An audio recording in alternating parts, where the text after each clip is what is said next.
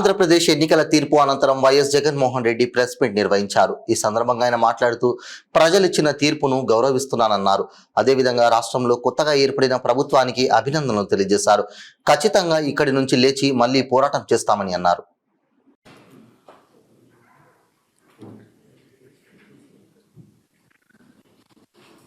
ఫలితాలని ఇంకా దాదాపుగా కొలిక్కొస్తా ఉన్నట్టున్నాయి.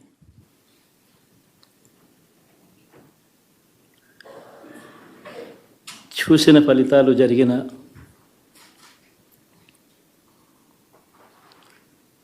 పరిస్థితులు చూస్తే నిజంగా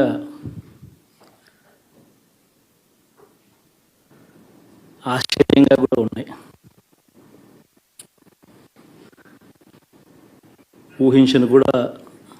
ఊహించలేదు ఇలా జరుగుతుందని, ఇలా వస్తాయని కూడా. బట్ ఎస్,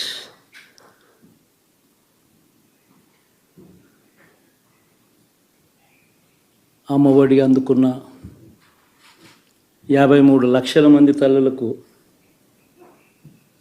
మంచి చేసిన, పిల్లలు బాగుండాలి, వాళ్ళ చదువులు బాగుండాలని తాపత్రయపడుతూ అడుగులు వేశాం. మరి అక్క చెల్లెమ్మల ఓట్లు ఏమయ్యాయో తెలీదు. 66 లక్షల మంది అవ్వాతాతలకు, వితంతులకు, వికలాంగులకు గతంలో ఎప్పుడు జరగని విధంగా మంచి చేశాం. వారి కష్టాల్లో తోడుగా ఉంటూ, వారి కష్టాన్ని అర్థం చేసుకుంటూ, వారి ఇంటికే పంపించే వ్యవస్థను సైతం తీసుకొస్తూ, గతంలో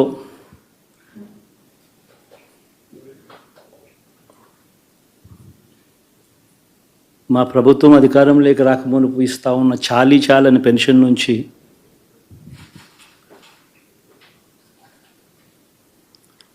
ఎంతో మంచి చేస్తూ అడుగులు వేసినా కూడా ఆ అవ్వాతాతలు చూపిన ఆప్యాయత ఏమైందో కూడా తెలియడం లేదు. దాదాపుగా 1,05,00,000 మందికి పొదుపు సంఘాల అక్క చెల్లెమ్మలకు మంచి జరిగిస్తూ, వారి కష్టాలనే మా కష్టాలుగా భావిస్తూ, ఇచ్చిన ఏ మాట తప్పకుండా అన్ని రకాలుగా వాళ్ళకు అండగా ఉంటూ, ఆసరాతో తోడుగా ఉన్నాం,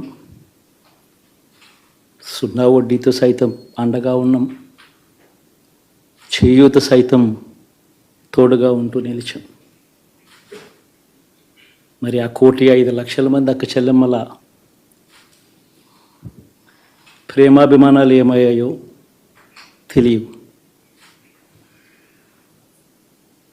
26 లక్షల మంది చేయూతను అందుకుంటున్న అక్క చెల్లెమ్మలు, వారి ఆప్యాయత ఏమైందో తెలీదు.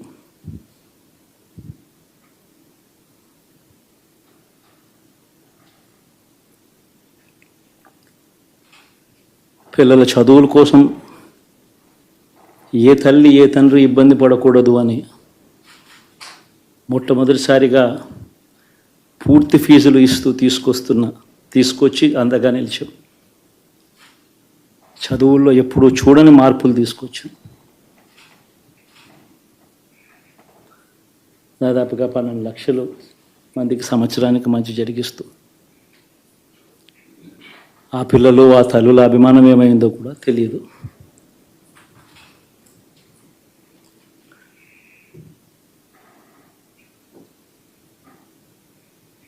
దాదాపుగా 54 లక్షల మంది రైతన్నలకు గతంలో ఎప్పుడూ చూడని విధంగా, జరగని విధంగా పెట్టుబడికి సహాయంగా అందించే కార్యక్రమం మొట్టమొదటిగా జరిగింది మన ప్రభుత్వం వచ్చాకే.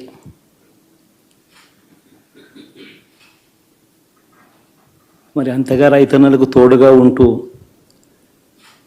రైతన్నలకు రైతు భరోసా ఇవ్వడం కానీ,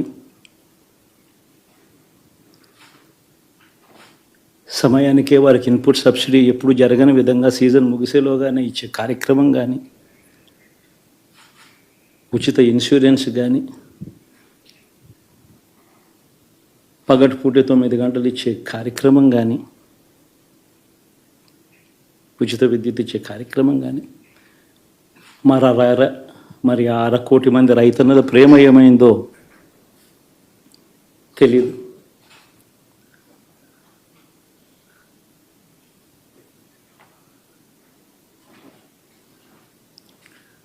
మరి ఇన్ని కోట్ల మందికి ఏం జరిగిందో దేవుడికి తెలుసు. పెద్ద నేనైతే చేయగలిగింది ఏమీ లేదు. ప్రజల తీర్పు తీసుకుంటాం, కానీ మంచి చేయడానికి మాత్రం ప్రజలకు తోడుగా ఖచ్చితంగా ఉంటాం. వాయిస్ ఆఫ్ ది వాయిస్లెస్ కింద ఈ పార్టీ తాను చేయాల్సిన పని తప్పకుండా చేస్తుంది. పేదవాడికి అండగా ఉండే కార్యక్రమంలో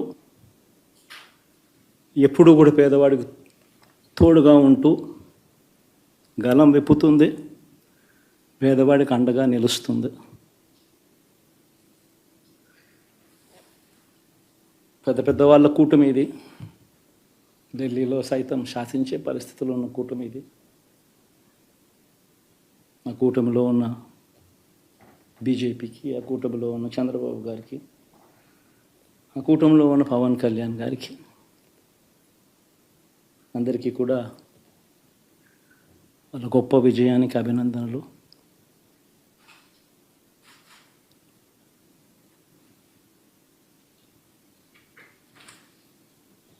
ఓడిపోయినా కూడా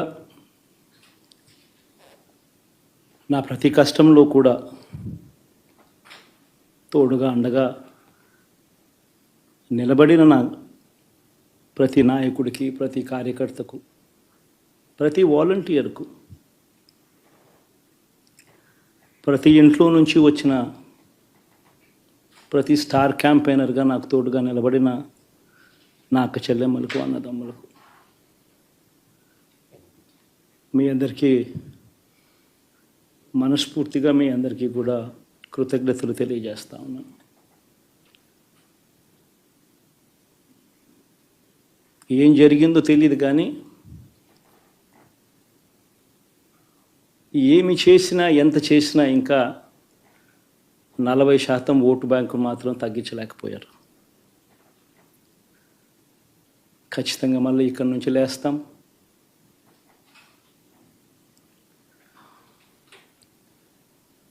మళ్ళీ ఇక్కడి నుంచి గుండె ధైర్యంతో నిలబడి మళ్ళీ లేస్తాం. ప్రతిపక్షంలో ఉండడం కొత్త కాదు, పోరాటాలు చేయడం అంతకన్నా కొత్త కాదు. నా రాజకీయ జీవితం అంతా కూడా ప్రతిపక్షంలోనే గడిపా, ఈ 5 సంవత్సరాలు తప్ప. పోరాటాలే చేశా. రాజకీయ జీవితంలో ఎవడు చూడని కష్టాలు కూడా అనుభవించా.